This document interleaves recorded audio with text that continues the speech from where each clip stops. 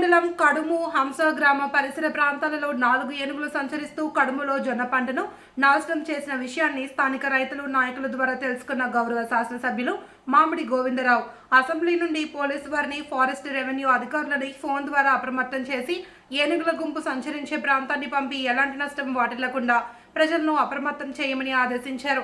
సమస్యపై స్పందించిన ఎమ్మెల్యేపై ప్రభుత్వ అధికారులపై గ్రామస్తులు హర్షం వ్యక్తం చేశారు.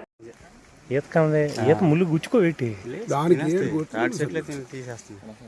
కాదు ఈత కాదా చిన్నవే సార్ ఇవి చిన్నవే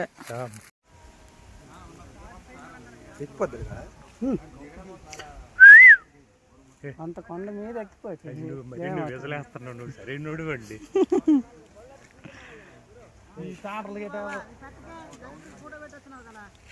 లేదు లేదు దూరంగా ఉంది వెళ్ళిపోతున్నాయండి. లేదు సార్, ఇక్కడ దిగడానికి కావదు ఇక్కడ దాటితే ముందుకెళ్ళి దాటలేదు. వాటర్ ఇలాగే వస్తాయి. ఇక్కడ దిగలేదు. ఇప్పుడు ఎక్కడ దిగదు, ఎక్కడ దిగ మన ర్యాంప్కి వెళ్తాయి. మళ్ళీ వెనక్కి వెళ్ళిపోతున్నాయి సార్ అలాగే.